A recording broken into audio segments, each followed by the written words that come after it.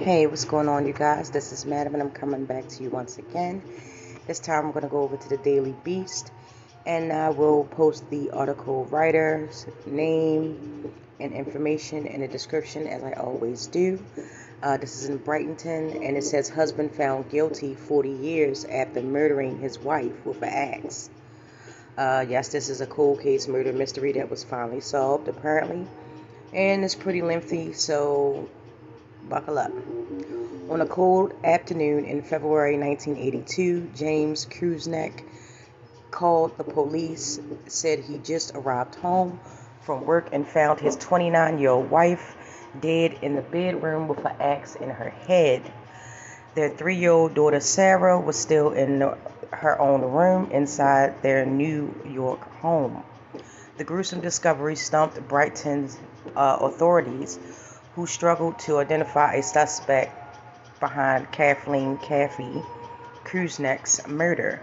For decades, the cold case, which was dubbed the Brighton axe murder, remained unsolved even after investigators enlisted the help of the FBI and a celebrity coroner. But in 2019, authorities arrested Krauseneck, alleging he murdered his wife, staged the scene to look like a robbery gone wrong, and then went to work, leaving their daughter behind in the Del Rio Drive house.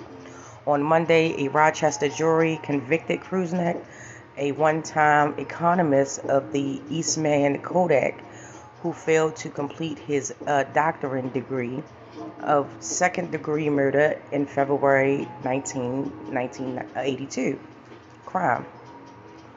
We did it. We did it. Justice for Kathy. May my family be finally able to heal. Annette Cessner. I apologize if I mispronounced the name. Kathy's sister told reporters outside of the Hall of Justice courtroom. This has affected us for 40 years.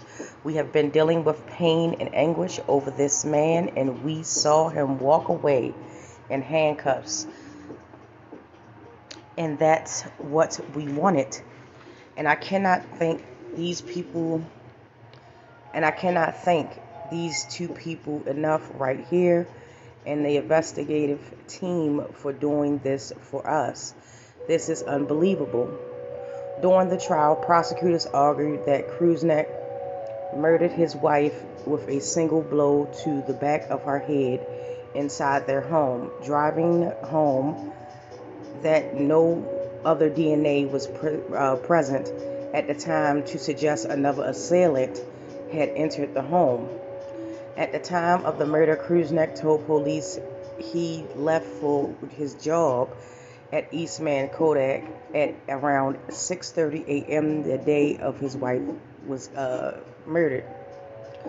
The timeline initially shifted the blame of Krauseneck because a medical examiner first concluded that Kathy had died between 6:55 a.m. and 8:55 a.m. that day.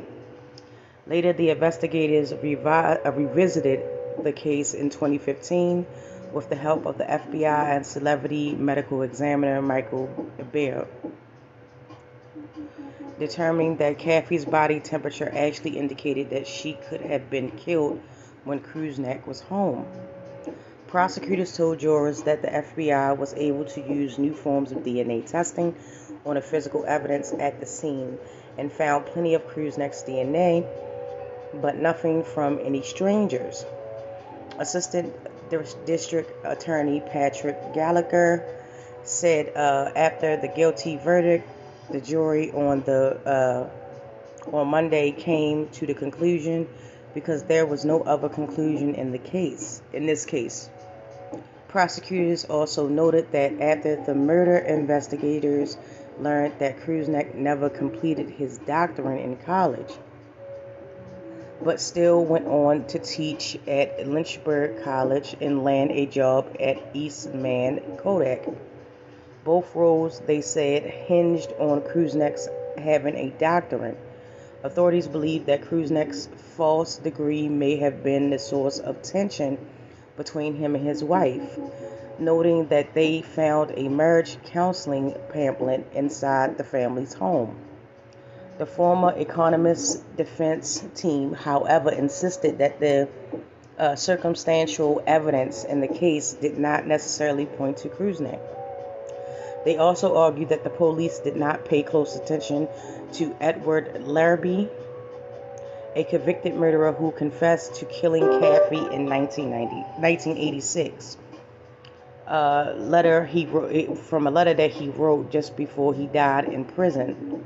The 1986 letter contained false information about the crime, which led authorities to believe that Larrabee was not the true killer. It was written in the context that he was dying, about to face his enemy's defense attorney Bill Easton argued during the trial. There are some things wrong in the statement, but some are consistent. Like the Norton, he wiped down the axe with a bath towel. Krauseneck will be sentenced in November and faces at least 15 years in prison. And that is it for this article. Hey, the family got justice finally.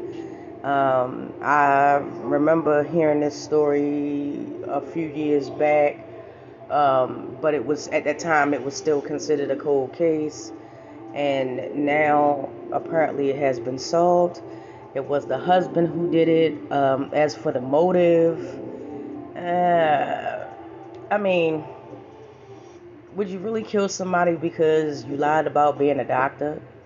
It's possible.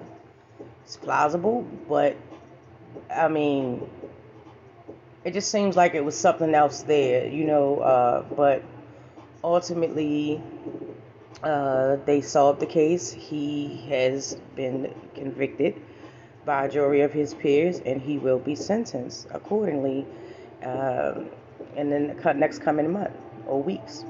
So it is what it is, and I'm glad at the end of the day that the family finally got some closure and they got some peace, and that hopefully now they can move forward and put this behind them in the back of their minds. With that being said, you guys, thank you so much for watching my video, and I will get with you in the next one.